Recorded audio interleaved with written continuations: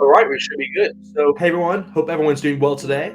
Of course, for today's video, I'll be giving an early prediction for the All Blacks team for 2022. I thought this would kind of be a good opportunity to do this video just because we're halfway through Super Rugby Pacific, and yeah, no better time really to kind of give you guys my opinion on which players I think will be selected for the All Blacks for the up and coming series against the Irish, I believe, in July. So this is kind of my early prediction, to say the least. But guys, do let me know in the comments right now if you agree with my prediction, of course, or disagree with it. Let me know in the comments right now. I'll obviously reply back. And if you haven't already, guys, subscribe to the channel and like this video. Would really appreciate that. But yeah, let's just get straight into it. So of course, we'll go with the props first, as we are going through props, hookers, locks, loose forwards, scrum halves, fly halves, centers, and wingers / fullbacks. But we'll start with the props. So of course, with the props.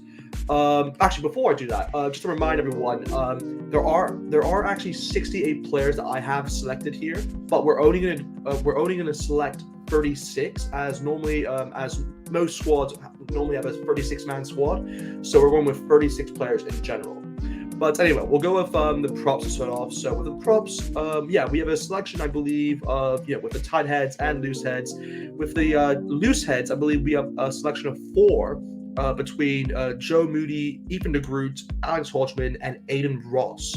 So for that department, I think it's like in total, I think you're going to choose 6 from each side. So like you're going to choose 3 from the loose heads and 3 from the tight heads. So for the loose heads, I think you have to go with Joe Moody as like the obvious one. So he'll be the first prop just because he's been in good form for the Crusaders and he has a lot of experience under his belt. So I think that's a pretty easy one to go with.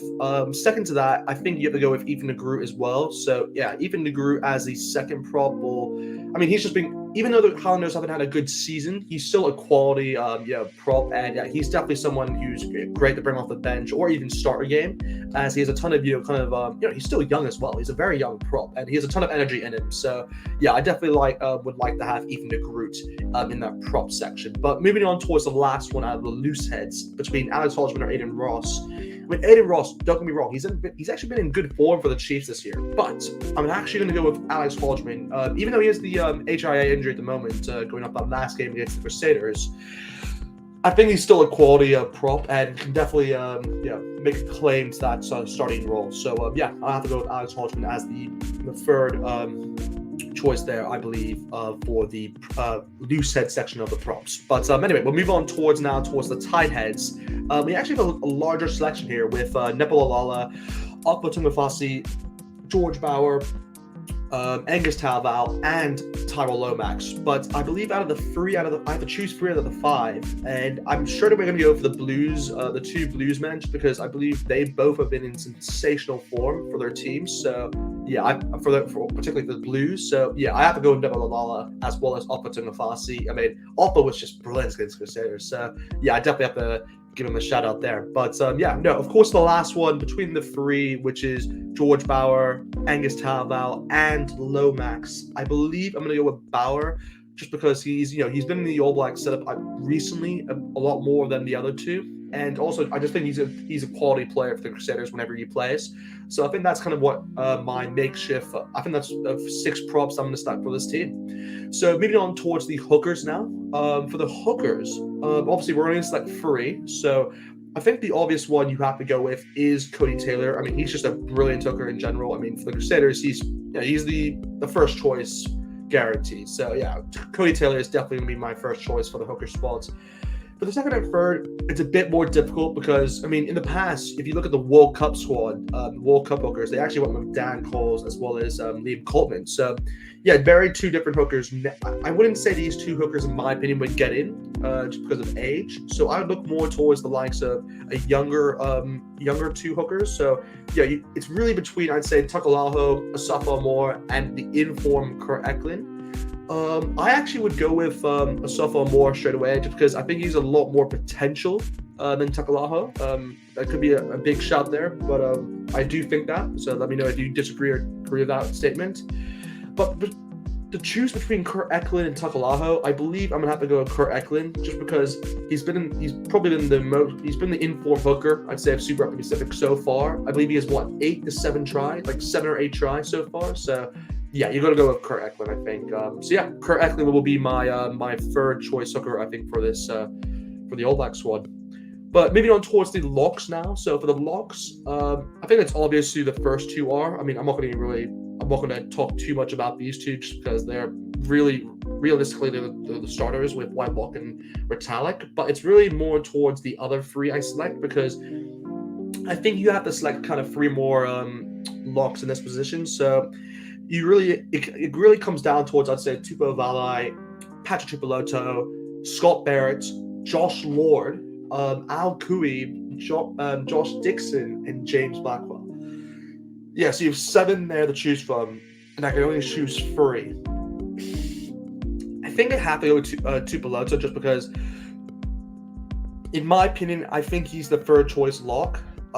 Even with Scott Barrett as well. I mean, he is under suspension, but yeah, for the meantime, I think I have to go with Scott Barrett just because, he's always been a regular starter, I think, for that lock position as well. So for the last one, it's really, in my opinion, I'd say it's really between Vavae and Josh Lord, just because both of them have been great for the Chiefs. But for the point of time, I think I'm going to go with Tupou Vavae.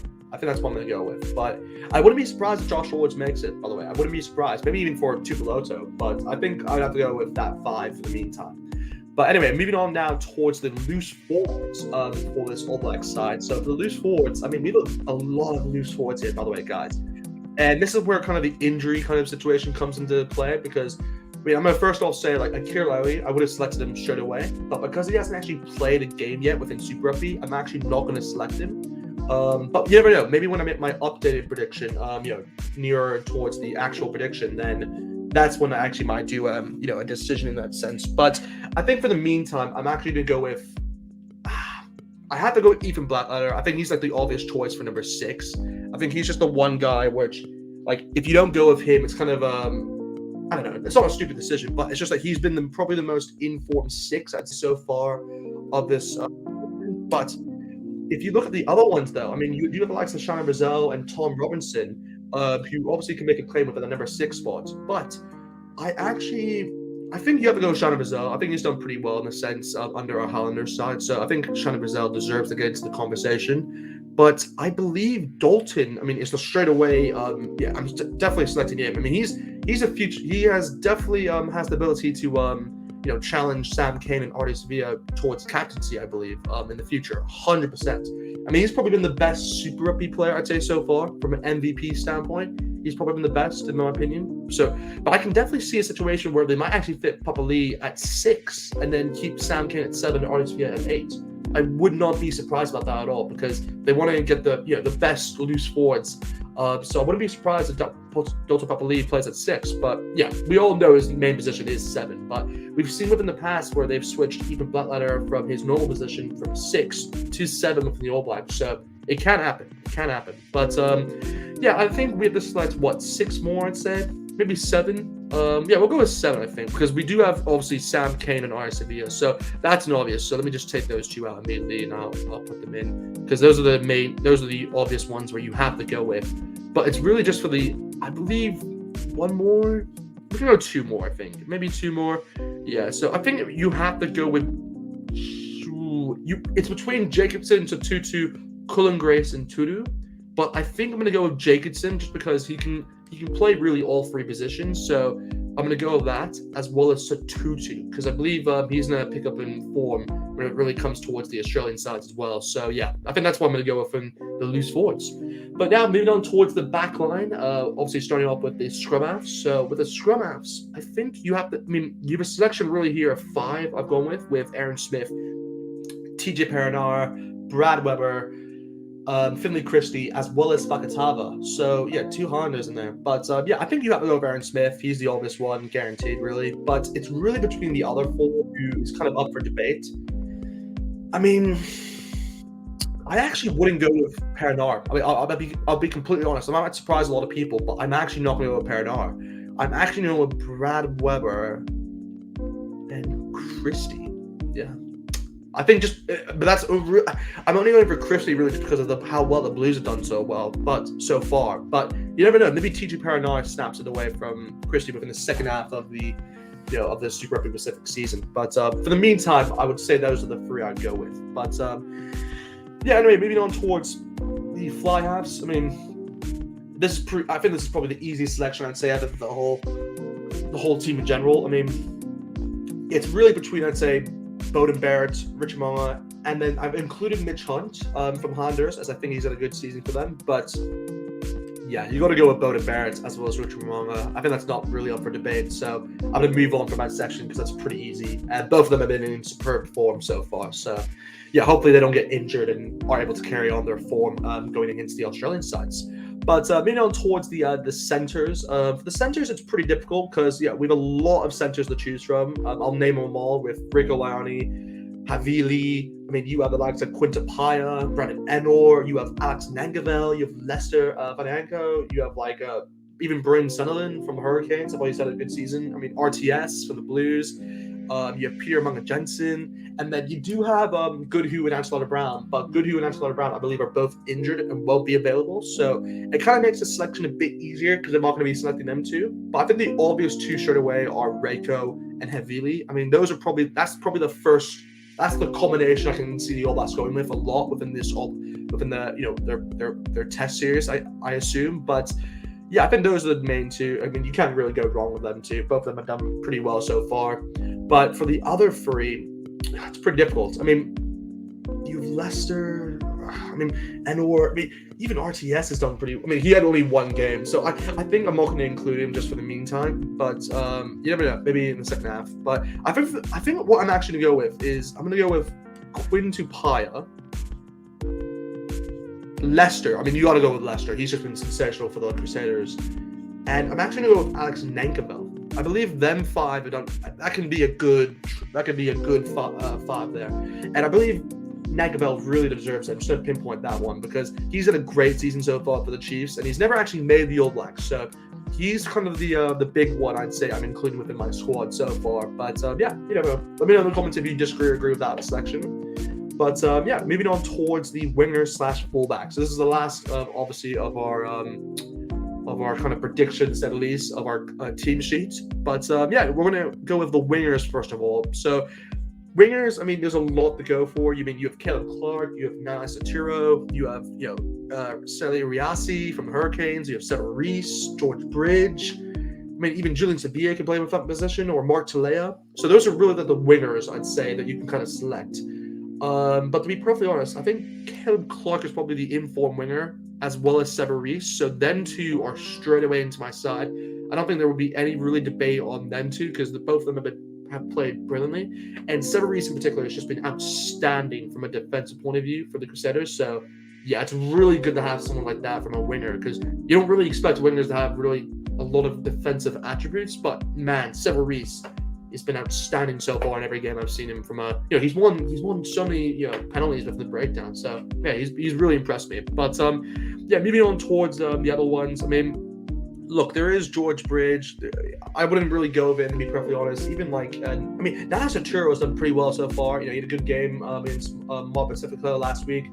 Even Riasi, he's picked from form a bit. But Julian Sevilla, he's actually in the conversation once again, which is kind of fun to see because he's just a battering ram. And I mean, we all love to see Julian Sevilla play. He's great. And even Mark Talea has had a great season for the Blues. He's a great season. I think he's one of those players who he's good, but he just won't make it. Yeah, sad enough to see as a Blues fan. But I don't know. I mean, here, you know what? I'm going to do this. I'm going to make this easier for myself. I'm actually just going to move towards the fullbacks to see, because I think I have the guaranteed three ready for the fullbacks, because you do have Will Jordan, McKenzie, Jordy Barrett. I've included Sam Gilbert, Zorn Sullivan, and Stephen Perifetta, because I believe those three as well have done pretty well for their respective clubs. But I think you have to go with Will Jordan straight away. Obviously breakthrough player of the year. You have to go for him, and it's been in good form for the Crusaders this season. You have to go Jordy Barrett, 100%. He can even play. He's been even playing center now, so we could even see Jordy Barrett playing the centers. You never know. But of course, McKenzie, you got to go with him. Obviously, played with in Japan, but same as Tupiloto, I believe both of them. They both deserve to be in the squad. So let me just count the numbers so far. Just make sure if I'm missing it. If there's still one more player I can add. So 1, 2, 3, 4, 5, 6, 7, 8, 9, 10, 11, 12, 13, 14, 15, 16, 17, 18, 19, 20, 21, 22, 23, 24, 25, 26, 27, 28, 29. Oh, that's it. Wow. So that is my 36-man squad. Oh, yeah. Well, that makes it a lot easier, guys. But yeah, that is my 36-man squad for the All Blacks. I mean, do let me know if you agree, of course. And like I said before, guys, definitely subscribe to the channel if you haven't already, guys, for more content like this. And like this video, guys, right now. Would really appreciate it, guys. But yeah, subscribe right now, guys, already. But yeah, here is my early prediction for the All Blacks for their team.